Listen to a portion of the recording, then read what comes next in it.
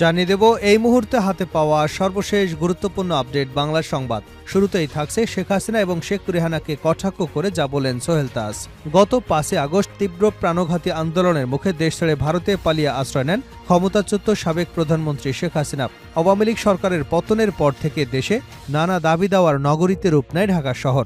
অনেকের অভিযোগ, বর্তমান অন্তর্বর্তীকালীন সরকারকে বেকায়দায় ফেলতে ক্ষমতাচ্যুত আওয়ামী লীগ এসব ঘটনার পেছনে ইন্ধন যোগাচ্ছে। প্রিয় দর্শক, এ বিষয়ে থাকছে একটি বিস্তারিত আলোচনা, সঙ্গে থাকুন। এবারে জানাবো, ছেলেসহ খালাস পেলেন বিএনপি নেতা খন্দকার মোশাররফ। অর্থ আত্মসাতের অভিযোগে দুদকের দায়ের করা মামলায় বিএনপির স্থায়ী কমিটির সদস্য সাবেক স্বাস্থ্যমন্ত্রী ডক্টর খন্দকার মোশাররফ হোসেন, ছেলে খন্দকার মাহবুব হোসেন, স্বাস্থ্য অধিদপ্তরের সাবেক লাইন ডিরেক্টর ডাক্তার মাহবুবুর রহমানকে খালাস দিয়েছেন আদালত। জানাবো বাংলাদেশের পরিস্থিতি নিয়ে যা বলেন মমতা ব্যানার্জি ও প্রিয়াঙ্কা গান্ধী। পশ্চিমবঙ্গের মুখ্যমন্ত্রী মমতা ব্যানার্জি বলেছেন, কোনো ধর্মের উপরে আঘাত আসুক আমি চাই না।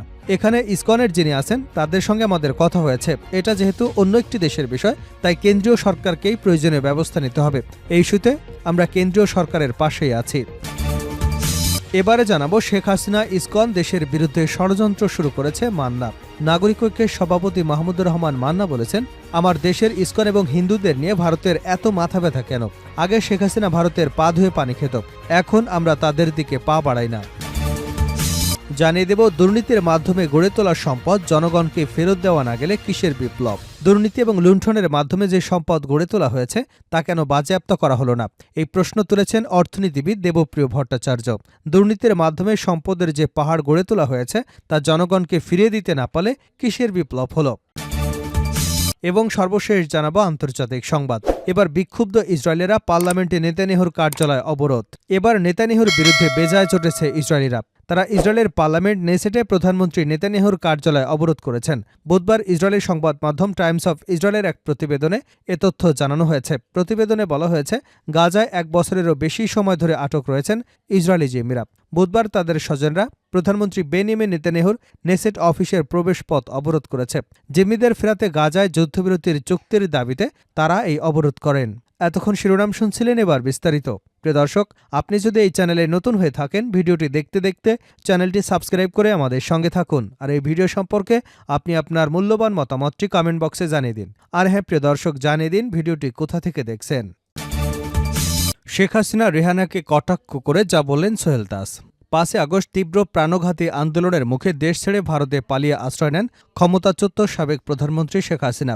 আওয়ামী সরকারের পতনের পর থেকে দেশে নানা দাবি দেওয়ার নগরীতে রূপ নেয় ঢাকা শহর।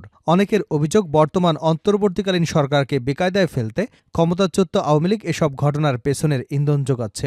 সবশেষ মঙ্গলবার চট্টগ্রাম আদালতে বাংলাদেশ সম্মিলিত সনাতনী জাগরণ জোটের মুখপাত্র চিন্ময় কৃষ্ণ দাস ব্রহ্মচারীর অনুসারীদের সঙ্গে সংঘর্ষে সাইফুল ইসলাম আলিফ নামের এক আইনজীবীকে কুপিয়ে হত্যা করা হয়। এ নিয়ে স্বাধীন বাংলাদেশের প্রথম প্রধানমন্ত্রী এবং জাতীয় নেতা তাজউদ্দিন আহমেদের ছেলে সাবেক স্বরাষ্ট্র প্রতিমন্ত্রী সোহেল তাজ বলেছেন, ধর্মীয় সম্প্রীতি নষ্ট করে লাশের উপর ক্ষমতায় আসতে চায় আওয়ামী লীগ। বৃহস্পতিবার সামাজিক মাধ্যম ফেসবুকে সোহেল তাজ লিখেন, হত্যা, গুম, খুন, গণহত্যা, নির্যাতন, নিপীড়ন, গণতন্ত্র ধ্বংস করে, দুর্নীতি করে, লক্ষ লক্ষ কোটি টাকা বিদেশে পাচার করে, দেশটাকে শেষ করে ছাত্র জনতার ঝাঁটা পেটা খেয়ে পালিয়ে যেয়ে এখন দেশ ধ্বংসের ষড়যন্ত্র করছে। দেশের অভ্যন্তরে আইনশৃঙ্খলা বিঘ্নিত করার জন্য আওয়ামী লীগকে নিশানা করেছে সোহেল তাজ। তিনি বেশ কিছু ইস্যু তুলে ধরে বলেছেন, ক্ষমতায় ফেরার চেষ্টায় আওয়ামী লীগ নির্লজ্জ হয়ে এসব কর্মকাণ্ড করছে। সোহেল তাজ আরও লিখেন, কত বড় নির্লজ্জ বেহায়া হলে দেশটাকে এক মুহূর্তের জন্যও শান্তিতে থাকতে দেবে না। প্রথমে ডিজিটাল জুডিশিয়াল কুয়ের চেষ্টা, তারপরে একের পর এক অপচেষ্টা, আনসার বাহিনী দিয়ে ব্যাটারি রিকশা, নূর হোসেন দিবসে ট্রাম্প কার্ড, ঋণ দেওয়ার প্রলোভন দেখিয়ে শাহবাগে মানুষের জমায়েত করার চেষ্টা, বিভিন্ন কলেজে বিশৃঙ্খলা সৃষ্টি করা, আবার এসব ধর্মীয় সম্প্রীতি নষ্ট করে লাশের উপর দিয়ে ক্ষমতায় ফিরে আসার চেষ্টা। ফেসবুকে সাবেক এই স্বরাষ্ট্রমন্ত্রী লেখেন, 2টা বই সবাইকে পড়তে অনুরোধ করব। 1, আমার ফাঁসি চাই। 2, অন্তরালের হত্যাকারী প্রধানমন্ত্রী। এই 2টা বই মুক্তিযোদ্ধা মতিউর রহমান রেন্টুর লেখা। ক্ষমতাচ্যুত শেখ হাসিনা এবং তার বোন শেখ রেহানার প্রতি ইঙ্গিত করে সোহেল তাজ লিখেছেন, তিনি আদর্শ বিচ্যুত খারাপ মানুষের প্রশংসা আমার প্রয়োজন নেই। নীতি আদর্শ বিচ্যুত খারাপ মানুষের প্রশংসা আমার প্রয়োজন নেই। আমি আপনাদেরকে চিনি। আওয়ামী লীগের সমর্থনকে অনেকেই সোহেল তাজকে নিয়ে হিংসাত্মক মন্তব্য করেছেন সামাজিক মাধ্যমে, যা দৃষ্টি এড়ায়নি তার। সোহেল তাজ বলেন, আওয়ামী লীগ নীতিবিচ্যুত দল, তিনি আরও লিখেন, আওয়ামী লীগের ব্রেইন ওয়াশড নষ্ট পচা নীতি, আদর্শ বিচ্যুত লুটেরা খুনি, হত্যা, গুম, নির্যাতনকারীদের সমর্থককে সকলে বলবো অনতিবিলম্বে আমার এই ফেসবুক পেজটি আনফলো করতে। আর অনুরোধ থাকবে নিজের বিবেককে জাগিয়ে আত্ম উপলব্ধি এবং আত্মসমালোচনা করে অনুশোচনা করা। ছেলেসহ খালাস পেলেন বিএনপি নেতা খন্দকার মোশাররফ। অর্থ আত্মসাতের অভিযোগে দুদকের দায়ের করা মামলায় বিএনপির স্থায়ী কমিটির সদস্য ও সাবেক স্বাস্থ্যমন্ত্রী ড খন্দকার মোশাররফ হোসেন, ছেলে খন্দকার মাহবুব হোসেন এবং স্বাস্থ্য অধিদপ্তরের সাবেক লাইন ডিরেক্টর ড মাহবুবুর রহমানকে খালাস দিয়েছেন আদালত। বৃহস্পতিবার ঢাকার বিশেষ জজ আদালত ১-এর বিচারক মোহাম্মদ আবুল কাশেম আদালত অভিযোগ প্রমাণিত না হওয়ায় এ রায় দিয়েছেন। এদিন 2:16 মোশাররফ হোসেন এবং তার ছেলে মাহবুব আদালতে উপস্থিত হন। 2:26 বিচারক এজলাসে ওঠেন। এরপর বিচারক তাদের উপস্থিতিতে এ রায় ঘোষণা করেন। মামলার অভিযোগ থেকে জানা যায়, আসামিরা পরস্পর যোগসাজশে ক্ষমতার অপব্যবহার করে স্বাস্থ্য মন্ত্রণালয়ের অধীন বিশ্ব ব্যাংকের প্রকল্পভুক্ত বিদেশ গমনেচ্ছুক কর্মকর্তা কর্মচারীদের বিমানের টিকিট সরবরাহের বিষয়ে প্রতারণা, জালিয়াতি এবং অস্বচ্ছ প্রক্রিয়ায় সাজানো টেন্ডারের মাধ্যমে সরকারের ৪৮,৫১,০৮০ টাকার ক্ষতি সাধন করে নিজেরা লাভবান হয়েছেন। ওই ঘটনায় ২০০৮ সালের ১ সেপ্টেম্বর দুদকের উপপরিচালক লুৎফা রহমান মামলাটি দায়ের করেন। ২০১৭ সালের ১২ এপ্রিল মামলা তদন্ত কর্মকর্তা দুদকের সহকারী পরিচালক মুস্তাফিজুর রহমান আসামিদের বিরুদ্ধে চার্জশিট দাখিল করেন। ২০১৮ সালের ৩০ জুলাই আসামিদের বিরুদ্ধে অভিযোগ গঠন করে বিচার কার্য শুনানি করেন আদালত। এ মামলার বিচার চলাকালীন ১৯ জনের সাক্ষীর মধ্যে ১২ জনের সাক্ষ্য গ্রহণ করেন আদালত। বাংলাদেশের পরিস্থিতি নিয়ে যা বলেন মমতা ব্যানার্জি ও প্রিয়াঙ্কা গান্ধী। পশ্চিমবঙ্গের মুখ্যমন্ত্রী মমতা ব্যানার্জি বলেছেন, কোনো ধর্মের উপরেই আঘাত আসুক আমি চাই না। এখানে ইসকনে যিনি আছেন তার সঙ্গে আমার কথা হয়েছে। এটা যেহেতু অন্য একটি দেশের বিষয়, তাই কেন্দ্রীয় সরকারকেই প্রয়োজনীয় ব্যবস্থা নিতে হবে। এই ইস্যুতে আমরা কেন্দ্রীয় সরকারের পাশে আছি।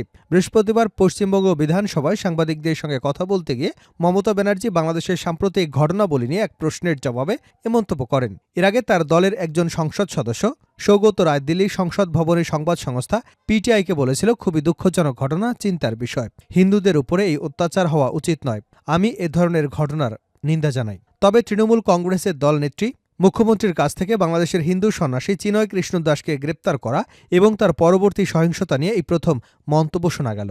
দুদিন ধরেই বিজেপি নেত্রীরা প্রশ্ন তুলছিলেন যে পার্শ্ববর্তী দেশে যখন তাদের কথায় হিন্দুদের উপরে অত্যাচার চলছে, তখন পশ্চিমবঙ্গের ক্ষমতাসীন দল বা রাজ্যের মুখ্যমন্ত্রী কোনো প্রতিক্রিয়া নেই কেন। এর আগে কংগ্রেস নেত্রী সদ্য নির্বাচিত সংসদ সদস্য প্রিয়াঙ্কা গান্ধীও বাংলাদেশের পরিস্থিতি নিয়ে এক্স হ্যান্ডেলে প্রতিক্রিয়া দিয়েছেন। প্রিয়াঙ্কা গান্ধী লিখেছেন, চিনয়কৃষ্ণ দাসের গ্রেপ্তার এবং সংখ্যালঘু হিন্দুদের উপর ক্রমাগত ঘটে চলা সহিংসতার সংবাদ অত্যন্ত চিন্তাজনক। তিনি লিখেছেন, আমি কেন্দ্রীয় সরকারের কাছে আবেদন করব যাতে এ বিষয়ে হস্তক্ষেপ করা হয় এবং সংখ্যালঘুদের নিরাপত্তা সুনিশ্চিত করার বিষয়টি বাংলাদেশ সরকারের কাছে জোরালোভাবে তুলে ধরা হয়। শেখ হাসিনা ইসকন দেশের বিরুদ্ধে ষড়যন্ত্র শুরু করেছে মান্না। নাগরিক ঐক্যের সভাপতি মাহমুদুর রহমান মান্না বলেছেন, আমার দেশের ইসকন এবং হিন্দুদের নিয়ে ভারতের এত মাথা ব্যথা কেন? আগে শেখ হাসিনা ভারতের পা ধুয়ে পানি খেত, এখন আমরা তাদের দিকে পা বাড়াই না। বৃহস্পতিবার সকালে জাতীয় প্রেস ক্লাবে নতুন বাংলাদেশ যেভাবে বাংলাদেশ আগাচ্ছে এবং নাগরিক প্রত্যাশা শীর্ষক এক আলোচনা সভায় এ মন্তব্য করেন তিনি।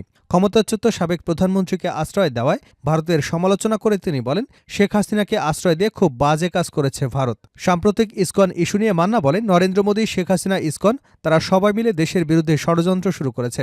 ইসকনদের ছেড়ে দিলে হবে না। আইনজীবী সাইফুলকে কুপিয়ে হত্যার ঘটনায় অন্তর্বর্তী সরকারের প্রতি দৃষ্টান্তমূলক শাস্তির আহ্বান জানান তিনি। এ সময় আওয়ামী লীগের রাজনৈতিক কামব্যাক একরকম অসম্ভব উল্লেখ করে মান্না বলেন, আওয়ামী লীগ বাংলাদেশে আর কখনই রাজনীতি করতে পারবে না।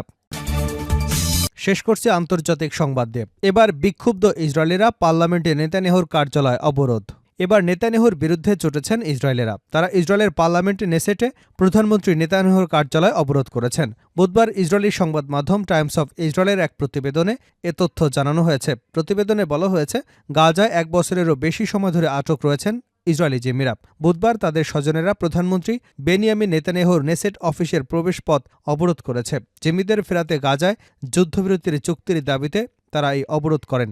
লেবাননের প্রতিরোধ যোদ্ধা হিজবুল্লাহর সঙ্গে ইসরায়েলের যুদ্ধবিরতির চুক্তির পর এ বিক্ষোভ পালিত হয়েছে। প্রধানমন্ত্রী বলেন, হিজবুল্লাহ সীমান্তের কাছে তার উপস্থিতি বাড়ালে ইসরায়েল পুনরায় তাদের বিরুদ্ধে রুখে দাঁড়াবে। গত 7 অক্টোবর ইসরায়েলের স্বাধীনতাকামীদের সংগঠন হামাসের হামলার বন্দী হওয়া জিম্মিদের একজন এলি আলবাগ বলেন, নেতানিয়াহু লেবাননে যেভাবে যুদ্ধবিরতিতে সম্মতি হয়েছেন ঠিক সেভাবেই গাজাতেও করতে হবে চুক্তি। তিনি বলেন, আপনি যদি চান তাহলে আপনি এটি করতে পারেন। আমরা আপনার অনুগ্রহ আশা করছি। টাইমস অফ ইসরায়েল জানিয়েছে, নেসেট নিরাপত্তা কর্মীদের পরে তাদের সরিয়ে দেওয়া হয়। এরপর তারা নিচে নেমে সিঁড়ি অবরোধ করেন। জায়গাটিতে বিভিন্ন রাজনৈতিক দল এবং সভা ও সংবাদ সম্মেলন করে থাকে।